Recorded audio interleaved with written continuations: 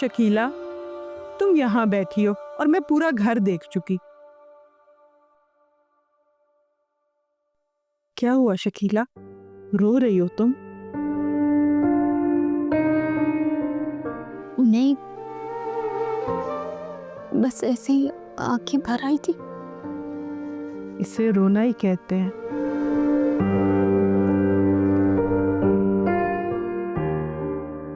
बेटी को रुखसत करना आसान नहीं होता राबिया।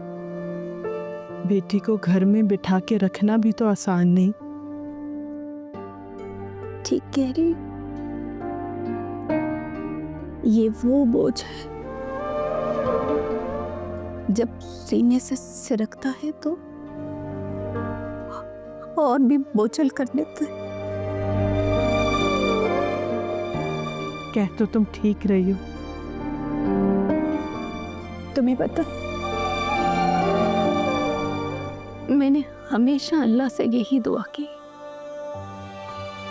मेरी बेटी का नसीब मेरे जैसे ना। अल्लाह ने तुम्हारी सुन ली। हसन जलील भाई से बहुत मुख्तलिफ है, बहुत अच्छा बच्चा है।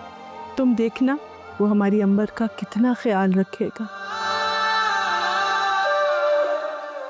चलो शाबाश, अब उठो, आंसू पोंछो। इधर बैठी रहोगी तो और रोती रहोगी, तबीयत खराब करोगी। चलो आओ।